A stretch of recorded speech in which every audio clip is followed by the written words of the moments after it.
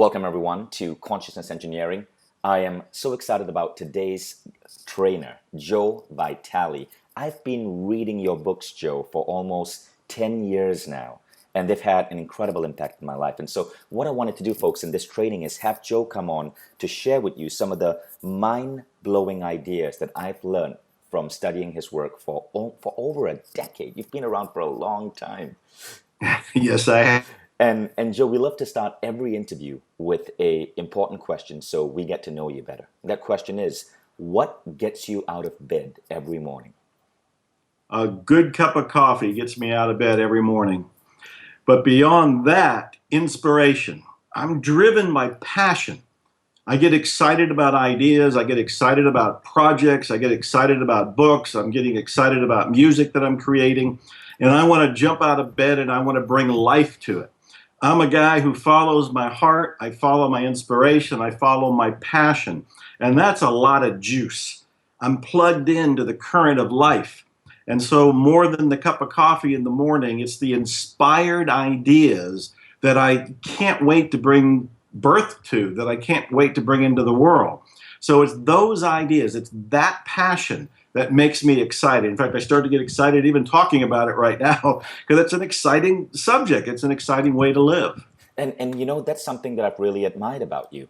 You have so much creation going on in your life. It's mind-blowing. So I wrote to Joe in 2008, and I got back his autoresponder. And his autoresponder basically said, don't expect to hear from me for the next gajillion weeks because I'm working on, and then it proceeded to list something along the lines of 7 books, 5 movies, your country music album, several online courses or trainings you were doing, and a whole range of speaking tours.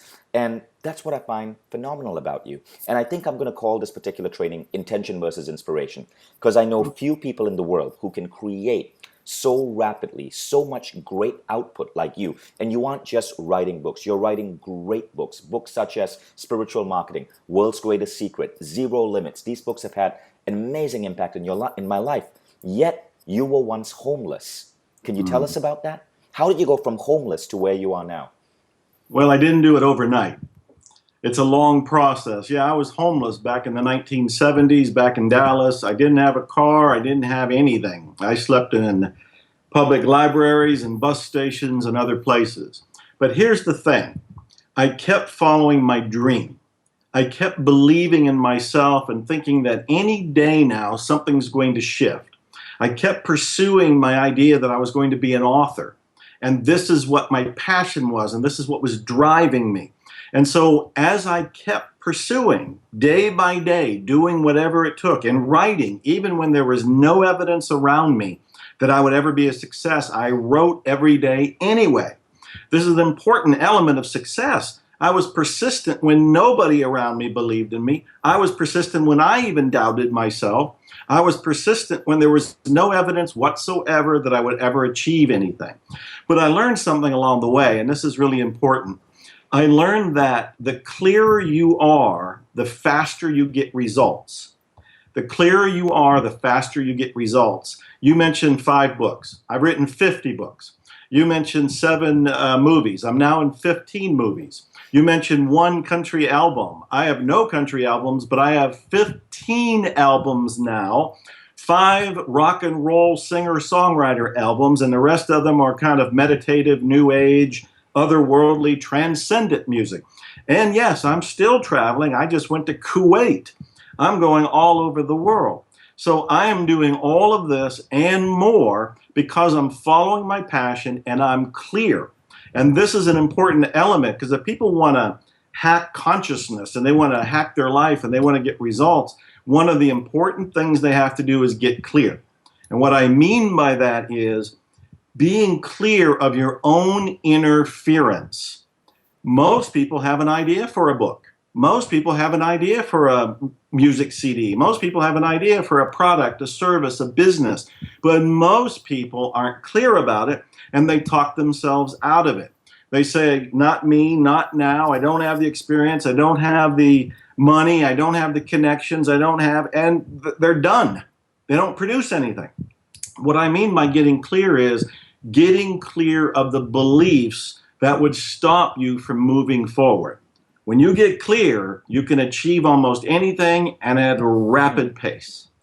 One of the most interesting ideas I got from your book, and I'd love to bring it up right now, is the idea of intention versus inspiration. In your book, Zero Limits, that book genuinely created a shift in how I view my life. Because in that book, you talk about intention versus inspiration. You say that many people want to use intention to create the next phase of their life, intention to create their vision for their life 3 years into the future or years into the future. But you said there's a deeper, more meaningful way, and that is to work through inspiration. In other words, you open yourself to be a channel, and by being this channel, you get guidance on what that next step would be, what that next book would be, what that next creative item would be. Could you tell us about that? Wow, that's a great question and a big subject. First of all, I still like intentions. I think intentions help us stay on target because the way our brains work, they need some sort of guidance. We need something that tells us what we want in our lives. Otherwise, we're going to fall on a default setting. And the default setting in our brain is survival. That's it, survival. But if you want to have, do, or be more than survival, then having intentions is a great step forward. And so I like intentions, but I found something better. So much better that I now say intentions are for wimps. Intentions are for wimps. Because what's better than intention is what you just said, inspiration. So what's the difference? Intentions usually come from the ego. They usually are head-oriented. They're usually based on our past. They're based on something we did before, something we didn't achieve before, something somebody else did. So intentions come from our known reality. Inspirations come from the wider perspective of life itself. Inspirations come from your connection to what I call divinity. You mentioned the book Zero Limits, and in that book we talk about divinity. Some people can call that God, some people can call it nature, some people can call it your unconscious mind. But it is the energy field, the collective, that is bigger than just me and bigger than just you, though we are part of it. That essence has intelligence, and that essence is trying to guide us to something bigger and better than an intention. I say intentions are for wimps now because most of the time when we set an intention, they're kind of really small goals compared to what's possible. What's possible can only be known when you open your mind and allow this greater force to come in. And that greater force is going to inspire you. I find that intentions are great because they guide me where I want to go. But inspiration is rocket fuel, it's jet fuel, it's nuclear power. It comes up from within here and just propels you down the road. So I prefer inspirations, and then I will make my inspiration my intention. I see. So you start with that inspiration. And from that guiding inspiration, you set your vision for how you want to be. That's right. Whereas most people set an intention and then are waiting for an inspiration. But what they do not realize is that the intention could be completely out of alignment or too small from where they could be. That's right. A lot of people that I've talked to that have achieved big things will refer to the feeling of an inspiration like getting marching orders from God. It feels like you get a mission. Like something came in and told you, forget about whatever the small little intention you had was, that little goal, because here's something bigger. Here's something better. Here's something you didn't even imagine before. But it comes like an inspiration, and in some ways it is so big, it just envelopes you with this energy and this power and this excitement. So I much prefer inspiration. That's how I get so much done. I follow an inspired life. Inspired living is what got me to be with you. Well, that explains 50 books and 15 movies. And more coming. And you don't stop. Now, and they work. So let's go deeper. How could we begin to live in that state? What systems do you apply? That's a great question. Well, there's a couple of things. Now, you mentioned the book Zero Limits, and Zero Limits is all about this amazing story, which you know, but many other people may not. I'll tell it very briefly. It's the true story of a therapist who worked at a mental institution for criminally insane patients in Hawaii. And because that institution was so sad, so despicable, and so dangerous, the patients were either shackled or sedated on a daily basis. And the doctors would quit, nurses would quit, and the state needed to have staff there, and they needed to have licensed staff. So they finally hired an unusual therapist, and I say unusual because he said, I'll go there and I'll work at the hospital, but I'm not going to do traditional medicine. I'm not going to do traditional therapy. I'm going to do my own method. And he started doing his own method, and within a few months, patients started to get better. They didn't have to be shackled. They didn't have to be sedated. They actually got happier. A few months after that, the patients started to be released. Within 4 years, virtually every patient was released. Remember, they were mentally ill criminals who were sentenced to be at that hospital. And so you wonder, what did this therapist do? He did one thing. He worked on himself. He worked on himself with a Hawaiian healing method called Ho'oponopono. Now, Ho'oponopono, it's a long word, but all we're really talking about is correcting our erroneous beliefs within ourselves. And we do it with 4 phrases. I love you, I'm sorry, please forgive me, and thank you. I love you, I'm sorry, please forgive me, thank you. That's one of my processes. I use Ho'oponopono every day on myself. In fact, I've been doing it for 10 years, so it's pretty much automated. It's going on in my head right now. Most people have a background tape that's talking to them in the back of their mind right now as they're listening to you and me. Mine's saying, I love you, I'm sorry, please forgive me, thank you. I love you, I'm sorry, please forgive me, thank you. I love you, I'm sorry, please forgive me, thank you. Why is it doing that? Because I am cleansing the beliefs in my mind that keep me or could have kept me from being in this moment, from being present with you. So I have no notes in front of me. I don't know what your questions are. We chatted for a little bit, but I'm following inspiration. I'm doing my best to be in this moment. And the more I can be in this moment, which is all we really have, past is gone, future isn't here, we just have this moment, the more inspiration can come to us. So I'm making myself available for inspiration by cleansing the programs, the beliefs, the data in my mind, my conscious, my unconscious, my subconscious. So Ho'oponopono is one of the things I use. I love you, I'm sorry, please forgive me, thank you, that I wrote Zero Limits to explain. Wow. So when you're saying that phrase in your head, I love you, I'm sorry, please forgive me, thank you, are you talking to yourself? Who are you loving? Who are you sorry to? Oh, wonderful. Well, geez, this opens so many layers. First of all, I'm talking to my connection to all that is. I'm talking to my connection, my internal connection to the life force. Again, I call that divinity. Somebody else might call that God. Somebody else might call that Gaia. They'll have different names for it. But we're all part of something bigger. There's something that keeps us alive here on the planet. It's keeping the gravity regulated and oxygen regulated and everything growing and keeping us moving through life. I am speaking and addressing that force, the force that gave me life, the force that animates my life. And what I'm basically saying is, I'm sorry for any beliefs that I have, I gained, I inherited from ancestors or brought on myself that are in my mind. Please forgive me for being unaware of my own programming. Thank you for dissolving the limitations, erasing them from my mind. And I love you is moving to that state of pure gratitude and pure unconditional love to say, I am one with this divinity. I love divinity. Divinity loves me.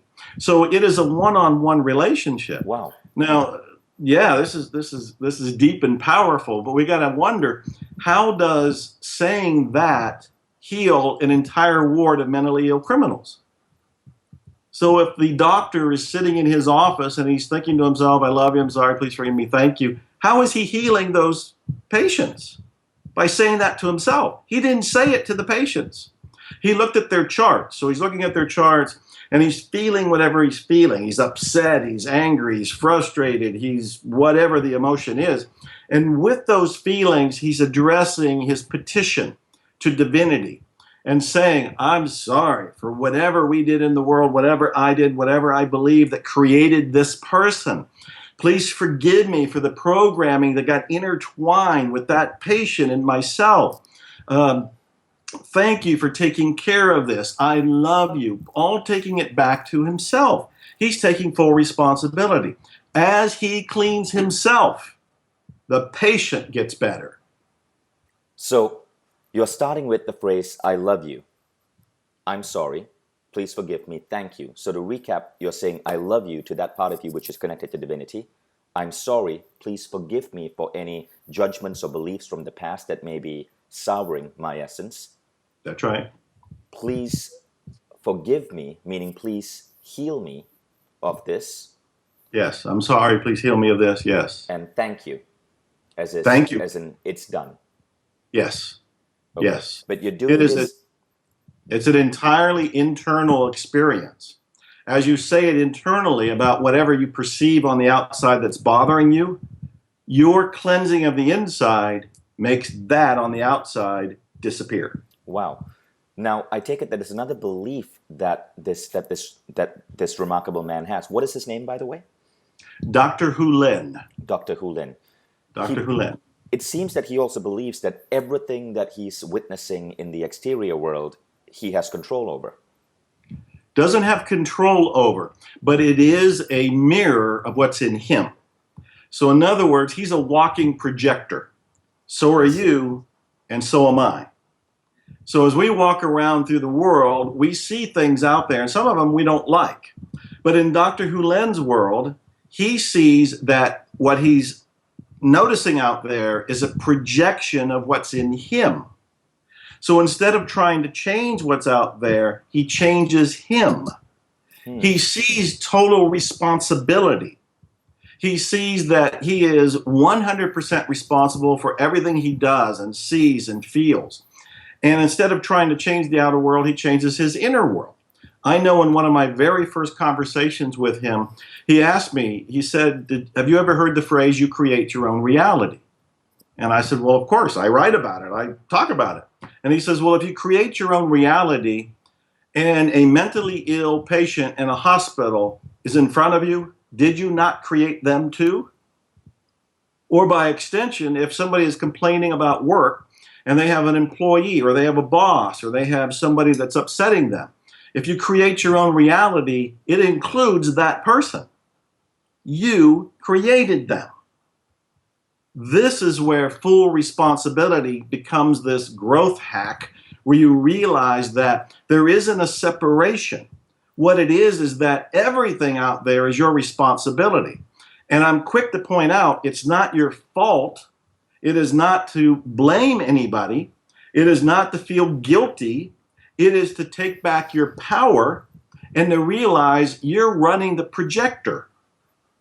What you see out there is the film you're projecting from in here. And Ho'oponopono was designed to clean up the projection so that you can see peace and abundance and love and productivity and all the things that you've been longing for. Wow, that's a very powerful model of reality, to take on the model of reality that everything around you, including another person's dysfunction, is directly being projected by you.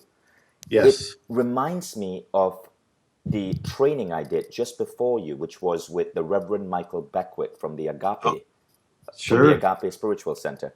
So, and for those of you listening, if you haven't watched Michael Beckwith's interview, what Michael says is that as we evolve as human beings, we go from being victims, saying that there are outside forces governing our life, to being conscious creators, which is where we practice tools such as creative visualization to create the world. But he says there are levels beyond that, and he says there's a third level. That third level is where inspiration is guiding you on what to set as your next vision for your life. And I believe that's what you're talking about. You're talking about inspiration being greater than intention. And so it's beautiful how this parallels what Michael Beckwith says. But Michael Beckwith left us hanging. He said there's a fourth level. And he said that fourth level is, I am God. It's where That's right. you are literally creating everything that you are encountering in the world.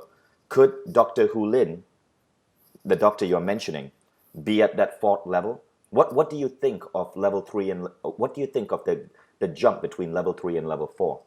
I love this. And I totally agree with Reverend Beckwith, because the first is victimhood. And virtually all of us are born into it. And we're taught to survive. We're taught to make a living. We're taught to just scramble by. And we're taught that we're one against the world. Then there's empowerment. That's the second level. Thanks to things like what you're doing and what Reverend is doing and movies like The Secret and so forth, people are becoming more aware of their own power. In empowerment, you learn about intentions. You learn about your own personal choice. You learn that with action, with goals, with direction, with movement, you can actually change your life. It's a powerful place to be, but it's only the second level. The third level is what I call surrender. And this is where Ho'oponopono becomes very useful, because in surrender, you're surrendering your intentions to inspirations. And Ho'oponopono, as I've been describing, helps clean the mind of the data limiting your view of what's possible. When you open your view of what's possible, inspiration can come in. But there is that fourth level. That is what I call awakening. Awakening is when you and the divine are one. You and God are one. And that happens by grace. You can't make that happen. Trying to make that happen is a level 2 ego trip. That's you trying to become God, you trying to play God. Number 4, the awakening comes from grace. It comes from divinity itself, but you can prepare for it. You prepare for it by making yourself open to receive it. You do that with meditation, with time for gratitude, for silent time. So in other words, you're opening yourself to receive inspiration.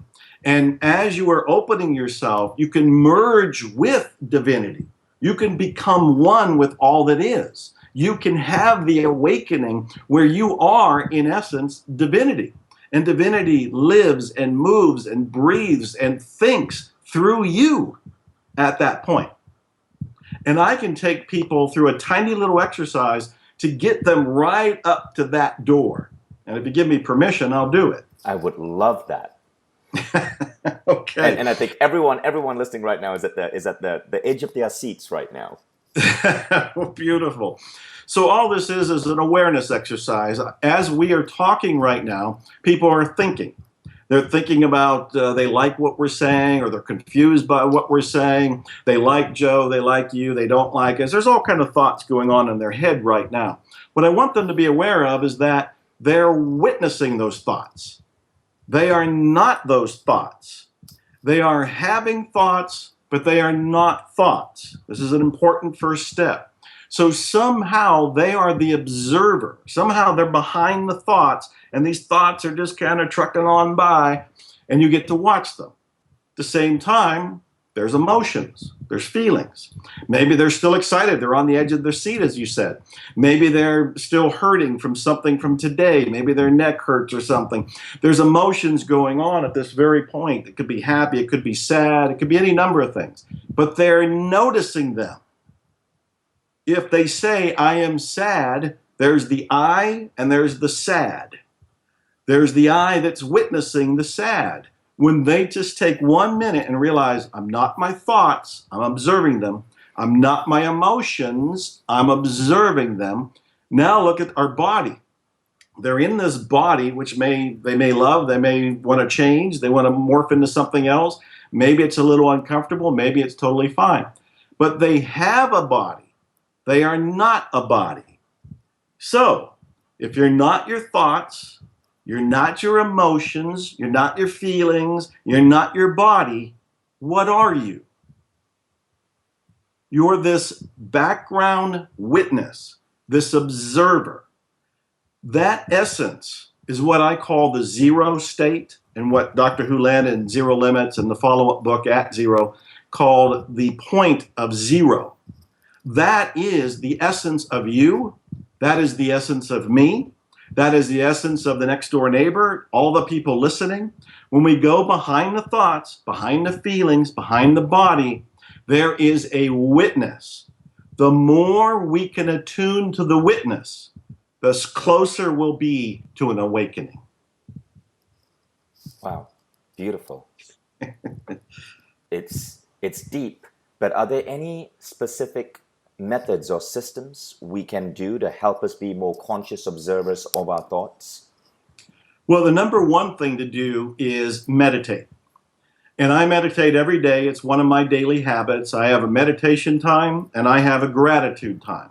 Now, the gratitude time is when I'm in the hot tub outside under the Texas sky, and I'm truly grateful because for a guy who wants to be homeless to be able to sit on his own place, have his own hot tub, and just float in there as the tensions of the day go, I am truly grateful. So whenever you move into a state of gratitude, you start to move closer to being in the moment, which is the real miracle right here, and you start to move closer to the connection to divinity, the connection to your source. So gratitude is one of the biggest things that anybody can do, and the great news is it's free. You do it right now. You can just start saying, I'm grateful. I'm grateful for my glasses. I'm grateful for the computer. I'm grateful for whatever it happens to be. The other thing is to meditate, and there's all different kinds of ways to meditate. But I would refer people back to what we just did. If they can breathe in slowly, exhale slowly, and really get quiet, and then start wondering, okay, if I'm not my thoughts, and they'll notice they'll have thoughts. That's the human mind. It's got to keep generating thoughts. But we don't have to listen to them. We don't have to buy into them. We can watch them go by. So the more our meditation is about finding our connection to the witness behind the thoughts, behind the emotions, behind the body, the closer we knock on the door of an awakening. And that's a simple exercise. It's a matter of getting quiet, making the time, turn the phone off, close the door, don't have guests over, TV and everything else is off. And as you're sitting there and you close your eyes and you have thoughts go by, you just notice thoughts. If you have feelings coming up, you just notice feelings. If your body needs to move, you notice your body needs to move. But what you're looking for is what's behind all of it. That zero state, that witness, that observer. You want to see if you can become it by observing it and see if you merge. I see. I love how you make it so simple. When we were planning this training, you mentioned that you wanted to talk about 4 models of reality. Okay, and you've already spoken about a number, but the 4 that you mentioned, you wanted to state as your beliefs are: my beliefs create reality. There's always a way. Nothing is impossible. I am responsible for it all. Yes. And I'd love for you to expand upon those 4. All right. Well, the first one about beliefs creating reality goes to the idea that we live in a belief-driven universe. Everything you experience is coming to you directly as a result of the beliefs in your mind. The mistake people think is that they say, I believe I'm attracting love, but I'm not attracting love. I believe I'm attracting money, but I don't see money coming into my life. I believe I'm attracting a better job, but I don't see the better job. And the mistake they make is in thinking that the conscious belief is doing the work. It's not the conscious belief. It's the unconscious belief. You can sit there and say, I'm attracting money, I'm attracting a relationship, I'm attracting fill in the blank. But if unconsciously you don't believe that, you're attracting what you unconsciously believe. In my work, I call them counter intentions, because we state intentions. I'm going to go to the gym. I'm going to date more. I'm going to write my book. Those are all conscious intentions. And those are great. They're all noble. Nobody goes around saying, I'm going to start cocaine next week. They don't have that kind of a intention. They have a positive intention. But until they look into the unconscious, where we have to do the clearing and the belief work, they will create their reality based on their unconscious beliefs. This is an important distinction. This is like the $1,000,000 turnaround point. If people want to hack into their life and redirect it in a new way, they have to work with the beliefs in their unconscious mind. So we live in a belief-driven universe, but the beliefs are in the unconscious. How do you get to the unconscious? This ties into Ho'oponopono. There's a lot of clearing techniques out there. But when you say, I love you, I'm sorry, please forgive me, and thank you, you don't need to know what the beliefs are. All you need to know is that you're unhappy, you're uncomfortable, you're frustrated, you're not getting the result that you want, and you don't know why. And what you're saying at that point is something to the effect of, oh, I'm trying to attract more money, it's not coming to me, maybe I have beliefs about money. I love you, I'm sorry, please forgive me, thank you. And by the way, you can say those statements in any order, whatever feels right. I generally say, I love you, I'm sorry, please forgive me, thank you. But you can begin with, I'm sorry for whatever the beliefs are in me that are preventing money from coming into my life. Please forgive me for having these beliefs and being unaware of them. Thank you for taking care of those beliefs. I love you, bringing me back to a state of peace and prosperity. So that's really about the first one. We live in a belief-driven universe. What was the second one? The second one was, there is always a way. That is a very empowering prime directive in my life. Whenever somebody starts a project, they always want to know, how am I going to get it done? What's the plan? What's the step-by-step approach? And more often than not, there isn't one. If you simply have the guiding thought, the guiding principle, that there is always a way, then you will find a way, you will create a way, or you will develop a way. There are numerous stories of people having scientific breakthroughs and coming up with new products for this and that, whether it's businesses or something on the shelf, all because they thought there has to be a way to do this. There has to be a way. It was 5 years ago when I decided that I was going to be a musician. I looked at my bucket list and said, okay, what haven't I done? Well, I always wanted to play music, but I never sang, never played. I played a little bit of guitar, never wrote songs, never recorded, never even sang in the shower.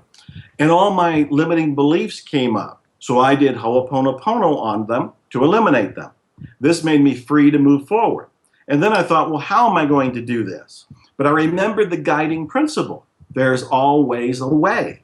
There's always a way. And then within 5 years, I have 15 albums out and more coming. In fact, I was in Rolling Stone magazine. I was in Texas magazine. I was voted #1 singer-songwriter by Reverb Nation. Wow.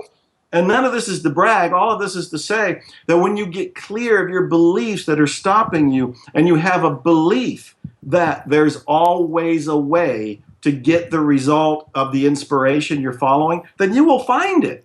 Then you will do it. It's a very powerful mindset. That's insane and so inspiring. In 5 years, you made it to Rolling Stones and produced 5 albums from scratch. That's exactly right. Well, 15 albums actually, 15, but yes. 15 albums from scratch. Unbelievable, Joe. Now, the next belief you mentioned is, and it's so appropriate, nothing is impossible. Yeah, you know, we used to say that there's limits in life, and you probably even heard it too, because in the early days when I went to the self-help seminars and read the books, they'd all say things like the sky's the limit. And what I've discovered is the sky's not even the limit. I don't think we have any limits. I don't think we have any limits at all. There might be some sort of physical limitations based on what we know about biology and physical sciences right now, but science keeps discovering more things, and we keep creating more things. So in my mind, if there's something I want to go for, I just figure I go back to the previous belief and think, well, there's got to be a way. If there isn't a way yet, I'll find it and create it, because nothing's impossible. Nothing's impossible. It's a prime mindset in my head. And if you come from the idea that nothing's impossible and there's always a way, then pretty much anything you're inspired to do is free game. You may not know this, but a year or so ago, I created a movement to end homelessness in the United States. It's called Operation Yes. And I put up a website, operationyes.com. It's real. I got a book out for it, and I've aligned myself with some other groups that are trying to help poverty and homeless people. But the point is, as soon as I announced I want to end homelessness, a lot of people said that's impossible. But it's the same kind of mindset that Abraham Lincoln had to say, during my term, we're ending slavery. And he took it as a mission. In another book of mine called The Secret Prayer, where he wrote that he had to do it because he made a promise to his God. He was driven by an inspiration that was on a holy level. You can only imagine the power that was surging through him. It's the same thing with me with ending homelessness. Sure, it's probably got to be an uphill battle, but if I project the idea out there into the world, the idea alone is going to fracture what the previous paradigm was. The previous paradigm is there's no way to end homelessness. Well, I'm coming from the standpoint that there's nothing impossible, let's try. And then the previous statement about there's always a way. We may not have it, but I bet we can create it. So, I mean, I get excited talking about all this. It's very dynamic. No, you are getting me excited. This is riveting. I love what you just said. It reminds me about how by simply setting a bold intention like that, we pierce the previous paradigm. You're doing it with ending homelessness. Elon Musk is doing it when he says he wants to make mankind an interplanetary species.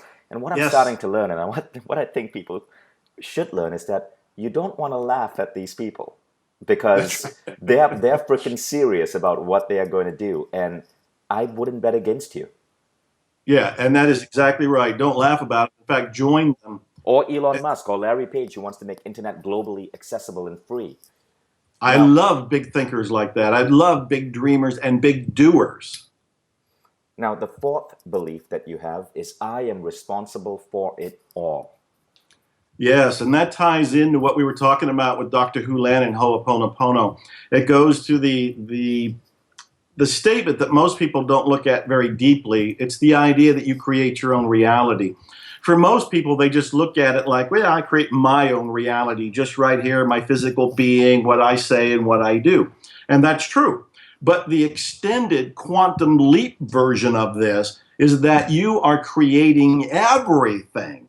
So you are totally responsible for it. But I'm always quick to point out, it doesn't mean you are totally to blame for it. It means that you are creating all of it, and until this point, you were probably unaware of it. You were probably unconscious about your own creation. We're all like that. And I say my favorite example is if you go shopping in the store and you bump into somebody. You just turn and you say, I'm sorry. No guilt, no punishment. You don't have to feel bad. You were just for a moment unaware. That's how all of us are in the creation of our lives. It's not just our lives. It's everybody in our world. If you can see the person, experience the person, see the event, anything, you are contributing to the creation of it. I am responsible for all of it. This is why when I say, well, I'm going to end homelessness, it's because I'm responsible for homelessness. On one level, deep within, I'm responsible for that. Whatever my contributing beliefs are, I want to erase them. I love you, I'm sorry, please forgive me, thank you. So it's a very empowering place to be. Years ago, decades ago, there was some therapist on TV who was trying to talk to patients he wanted to bring in. And he said, whatever your problem is, it's not your fault, but it is your responsibility. And I always loved the neutral way of stating that. That's how we are, and that's how I treat my life. I'm not to blame for any of it, but I am responsible for all of it. Beautifully said. Wow.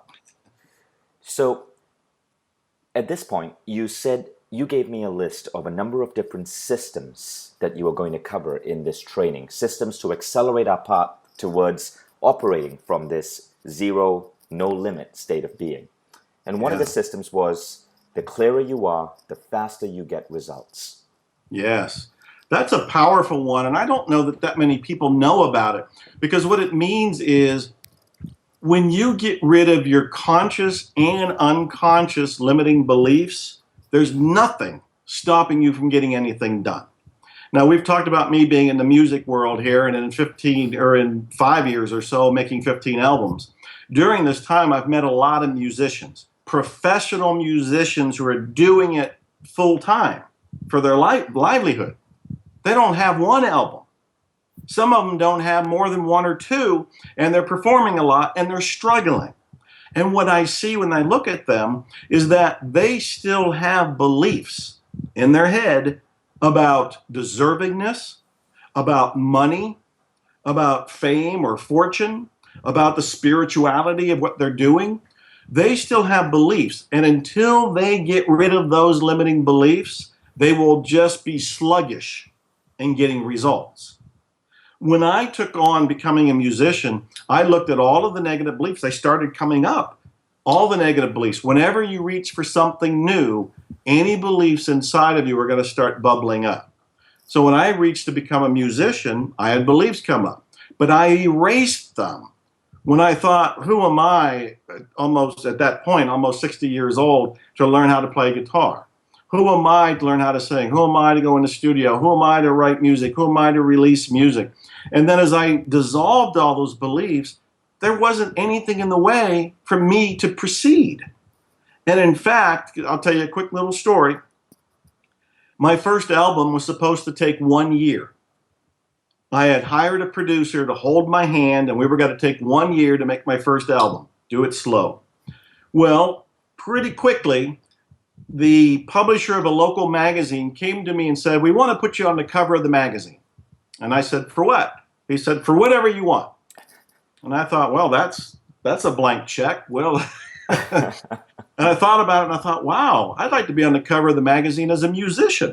That would be my coming out. And I said, when are you going to put me on the cover? He said, in 3 months. Well, that meant I had to get my album done in 3 months. So I went to my producer and I said, you know, our plan to make my CD in 1 year, can we reduce that to 3 months? And he took a deep breath, but he knows how I work and how I think. And he knows that there's always a way. He knows that there's nothing impossible. He knows that when you're clear, you can get results. And he said, yeah, let's do it. And we got the album done, and I went on the cover with my album and an article about me as a musician. 12 months to 3 months. All because the clearer you are, the faster you get the results in your life. It's all about changing your beliefs. I needed to hear that because I've given myself 1 year to get my book out. Yes. Now I may need to have to step it up and get it out by December. That's easy. That's doable. That's beautiful, Joe. I freaking love your stories. Okay, so there were a couple of other systems that you were going to teach us. One is I spend time in silence for gratitude. Yeah, and I was referring to that earlier, but it's very important to spend time every day. And I really think that this is so important that we should take an hour to do it. But I also think, here's what I really practice. I'll tell you what it is.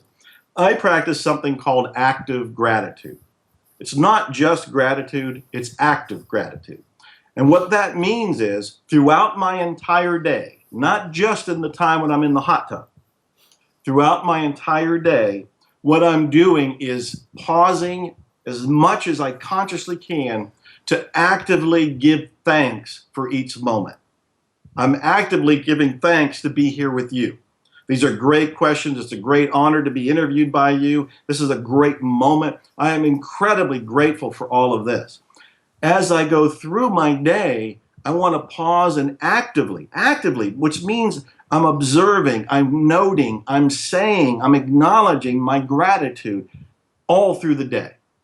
That act of gratitude turns your life from one of the mundane to the miraculous. The life that I live now is a moment-by-moment state of awe and wonder. I look around and I just really can't believe it on some level. But this is the miracle of life. And it's not just me. It's not my life. It's your life. It's each person. When they actively start to be grateful, then they transform. I got to tell you a quick story. Decades ago, I was out of homelessness, but I was in poverty. and I was reading the self-help books, and I was going to any of the different places that gave free talks, and they always talked about gratitude. And I thought, yeah, gratitude. I'll be grateful when I have something to be grateful for. But that's not how it works. And they told me that again and again. So one day I picked up a pencil. I'm picking up a pen right now, but I picked up a pencil back then, and I looked at it, and I flippantly said, okay, I'm grateful for this pencil. And then I thought, well, with this pencil, I can write a suicide note, and I can write a grocery list, and I can write a poem, and I can write a song, and I can write a screenplay. And I got a little bit more excited as I realized, oh, I can write the great American novel. I can write checks. I can write to-do lists. I can write, and I went, wow, all this from a pencil. And then I turned the pencil over and said, an eraser. Who thought of that? Now I can erase the suicide note. And no kidding aside, my life changed in that moment because I switched from that unhappy, desperate, struggling man who picked up a pencil, and skeptically and flippantly started to pretend he was grateful. I turned into gratitude. And that opened my heart. It opened me up. And it's one of the keys to my success. Could you just repeat that? There was a little gap. You said from that point on. Yes. From that point on, I always practice gratitude. And it's one of my keys to success. It's what brought me here today. And that's why I still practice active gratitude as well as my hot tub time. You know, there was just a scientific research article that was just put out. I found it on Google News this week, and they were studying all different traits that human beings could have to see what trait had the highest correlation with well-being. And they define well-being in a particular measurable way. They define all these traits in a particular measurable way. And guess what? Gratitude is the single greatest human characteristic that has the highest correlation with well-being in the world today. Wow. I totally believe it, and I'm glad to hear it. I'm glad that there's even scientific proof for it, but I'm doing it anyway. There's now scientific proof. Now, there was another system that you were going to talk about, and that is I spend time in silence to receive. Yeah, that's really important. One of the ways that I receive so many ideas is that I allow my brain time to receive them. Too many of us, myself included, we get busy with the internet, with our email, with our phone calls, with our driving, with our errands, with our family, with our work, with our programs, with our to-dos, our errands. It just goes on forever. And ideas, inspiration can't get through. There's so much noise in our lives that the inspiration trying to get through is just hitting all the filters. And so what I do is make time to receive them, which means I'm away from people, I'm away from my phone, I'm away from the internet. More often than not, I live in the country, I go out on the property, I'm out in the trees, squirrels and deers and all of nature all around me. And what I'm doing is just being quiet. I'm being receptive. I'm not talking to myself, I'm not singing to myself, I'm just allowing divinity to bring something in. And it always does. I will receive inspiration. It'll be for another book, which explains 50 books. It'll be for another music CD, which explains 15 CDs. It'll be for a product, a service, an internet website, something like that. And I want to give you a bonus tip because I do something special when I get my ideas. So I'm making space to receive the ideas. I receive the ideas because I've made myself available for them. I then act on the ideas because I treat the ideas as a gift from the universe, from God, from the divinity, from wherever they came from. I didn't ask for those ideas. I was available. I didn't ask for them. I didn't buy them. I don't have to pay for them. They're given to me as a gift, and I treat them like a holy message that has been given to me. The next thing I do is immediately take action on the ideas. As fast as humanly possible, I take action. Why? Because the faster I act on an idea, the faster I can ride the energy that came with the idea to get it done. In other words, I'm putting a saddle on the idea and I'm riding it to the finish line. What most people do is they get an idea and they write it down and they'll say, I'll get to it later. And when they do get to it, if they get to it, the excitement isn't there. Now it's a good idea, and they may still bring it into life, but it'll feel like hard work. When I act on an idea, I'm acknowledging my gift, and I'm writing the enthusiasm and the energy that came with the idea to actually complete it. That's my bonus tip. Wow, love it. And that was also one of the things you said you were going to talk about. Act on ideas as fast as possible. And there's one more. And this one is a little bit unusual for people who might be unexposed to this type of thinking. And that is I ask for help from seen and unseen helpers. Oh, yes, I do. And I never used to talk about that. But, at this point in my life, I just want to spill the beans and share with everybody what I'm doing. But I'll tell you, even when I was struggling, I talked to my angels, I prayed, I looked for help from the seen as well as the unseen. And what that means is I was never afraid to ask for help from people who were already successful. I would write to them and ask for help, say, I'm a struggling author, could you help me? And at the same time, I was never afraid to close my eyes and say a prayer, or to actually speak out loud and act as if my angels are around me and say, look, I need help paying my bills. I need a way to find a publisher. I need a solution to this problem. Show me how to get that. Guide me. Help me. I've worked both levels, meaning the seen and the unseen. I've had great success with both. Throughout my life, whenever I asked for help from successful people, virtually every time they wrote back. And when I say wrote back, it was because the internet, we didn't have the internet. I was unknown. I was struggling. I'd write to authors. I'm thinking of Bob Bly right now. Bob Bly has written 50-some books himself, great copywriter. He didn't know me. When I was struggling and I lived in Houston, I would write him. I read one of his books. I wrote to him in care of the publisher. He wrote back. I never forgot it. And now we're friends and we help each other. But back then, he didn't know me. And so I would write to known people, and I was always amazed that I wrote to one advertising guy, Murray Raphael was his name, and this is decades ago. He sent me a box of his books and his advertising material for me to study. I mean, these people want to help people. If you're sincere when you go for your request, they'll note it. And if they can help, they will. That's been my experience. And then the other experience is the more spiritual or metaphysical. I wrote a book called The Secret Prayer because I'm finally talking about the prayers that I use. And I still use that today. I still pray. Before I got on this call, I did a little prayer because I wanted to be sure I was clean, clear, available for inspiration, and in this moment, present with you. So that is another thing I do. Ask for help from the seen and unseen. And it's obviously working because this is one of the best damn trainings I've had on this program. Seriously. Oh, that's great to hear. Seriously, I wish I had a pen and paper next to me because there's just so much I want to write down. So well, hopefully you've been recording. Yes, hopefully the recorder is working.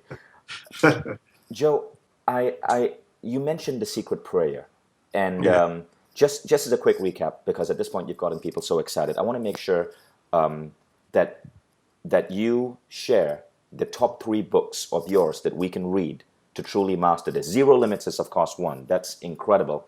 And I know a sequel has come out. I just got that on iBooks. I'm going to start reading it this weekend. What is the name of the sequel to Zero Limits?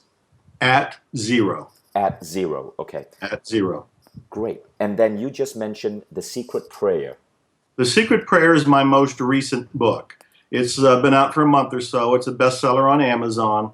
So there's a Kindle version, the paperback version, and there's an audio version where I read the whole book. And there's about 30 5-star reviews, so it's really connecting people. And it's a very important book to me because I really confess in what I hope is a very inspiring way how I have a relationship with divinity. And I do talk about Ho'oponopono as one of the prayers in The Secret Prayer. But The Secret Prayer, definitely At Zero, Zero Limits. And I have to admit, the book that I always hear changes lives is my book, The Attractor Factor. Mm-hmm. The Attractor Factor is what got me into the movie The Secret. And that was a long time ago, but the book's still out there, and that's probably my #1 bestseller. The Attractor Factor, the Secret Prayer, At Zero and Zero Limits. And thank you for even asking. I see. The attractor factor. That's something else I'm going to add to my must-read list. So, could I ask you for something? Could you give us a glimpse of the secret prayer, a technique or something from that book that we could apply? Well, it's actually based on 3 steps. And the very first one we've talked about quite a bit. The very first one is active gratitude. It's realizing that your prayers have already been answered. It's realizing that you're already living the miracle. It's realizing that actually all is well. Yes, you want to change a few things, you want to adjust some things, you want some other things in your life, but you need to start from a place of gratitude. Most people, when they pray, are begging. They're starting from a place of lack and limitation, and from all kind of reasons that's wrong. It doesn't work. It's a very upsetting, victimhood kind of a place to be. So the first step in the secret prayer is active gratitude, really being grateful for where you are right now. And the second one is about making detached request. And I specifically say detached request because, again, too many people say, I must have this job, I must have this car, I must have this person. And no, you don't must have to have anything. And in fact, when you're more detached about it, the universe or God or divinity can bring you something more appropriate, something that's a better match for you. One question I hear all the time is people will say something like, my lover left me, can I attract them back or pray them back? Or I'm in love with my next door neighbor, can I have him or her? And I immediately say, do you realize there's 7 billion people on the planet? There might be somebody there that's a match for you that's not the one who left, and it's not your neighbor. So the second step is to make a detached request. It's almost like politely saying, I'd really love to have this job or this amount of money or this kind of a relationship, but you're not addicted to it. You're not attached to it. You don't need it. You're psychologically at peace because you started with gratitude. So the first step is the active gratitude. The second one is the detached request. And the third one is inspired action. And inspired action means that too many people, when they pray, just kind of sit. It's the same problem people had when they watched the movie The Secret. They thought, oh, all I do is sit and visualize, and the bike's going to show up at the door. Well, you have to take some action. The world is based on a co-creation. It's what you do, it's what I do, it's what everybody else does that makes the world keep on moving. It involves movement. So the point is, inspired action means when you're inspired from within, you get that nudge, you get that emotional push to do something, do it. That's coming from your inspiration. That's going to take you in the direction of fulfilling what you've requested.